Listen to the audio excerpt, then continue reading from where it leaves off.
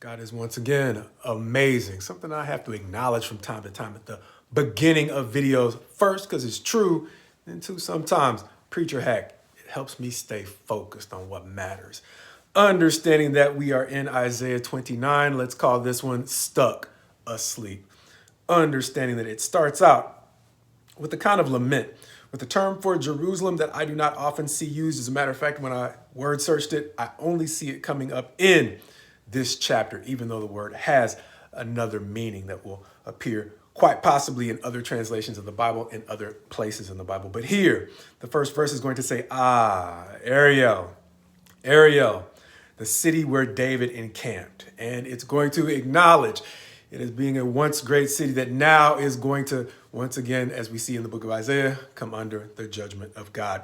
Because verse 2, it's going to talk about the way in which God is saying he will personally distress Ariel. Going on after that section where he talks about the ways in which he will distress Ariel, he will talk about from verses 5 through roughly 8, the number of their foes, a tool, once again, that he will use against them, likening them to, in verse 5, small dust, ruthless in nature. And by the time you get to verse 8, he will liken them even more to a hunger that can't be satisfied and a thirst that cannot be quenched. Going on, however, in verse 9, he is going to talk about kind of the subject of this particular chapter, where he is going to talk about, once again, that metaphor of them being as drunken men. But this time he is specifically not going to say that they are drunk with wine, verse 9, or strong drink.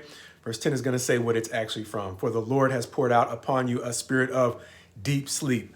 Thus the title of this chapter, and has closed your eyes, the prophets, and covered your heads, the seers. Going on in verse 11 and verses 11 and 12 to liken them to those who are asked to read, but flat out have to confess, I can't.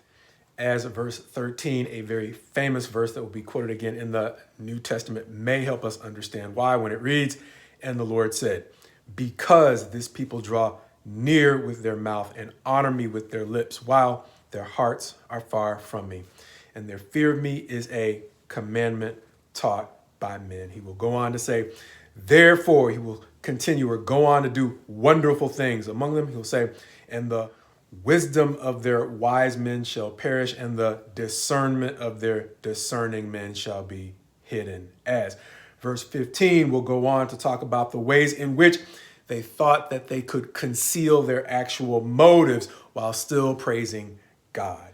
As verse 17 will seem to describe how in a very little while, God will begin to turn things around, leading to a very famous passage, or a passage that seems to describe another famous part of the Bible, that being Jesus' ministry. I can't say that's literally what it's pointing to, but I think it is typically attributed to his ministry when it says, in that day, the deaf shall hear the words of a book, and out of their gloom and darkness, the eyes of the blind shall see. The meek shall obtain fresh joy in the Lord, and the poor among mankind shall exult in the Holy One of Israel. For, as the next couple of verses, 20 and 21, will describe the way in which the ruthless shall come to nothing. Essentially, as we've seen in other chapters, paving the way for that second day, understanding that the timeline of Isaiah essentially takes place over 2 days, as we've summarized it, not 2 literal days, but once again, a day of rest preceded by a day of cleansing. This chapter quite possibly adding to our understanding of that second day, the day of rest, this way in verse 24, where it reads, and those who go astray in spirit will come to understanding, and those who murmur will accept instruction. Reminding me of the way in which we started out the book of Isaiah, noting that we will not be saved on our own terms. This chapter very famously seeming to describe the way in which they were stuck in a spirit of sleep, in a manner that led them to rely on commandments taught by men, all of which paved the way for them to become the very thing that God was going to personally oppose.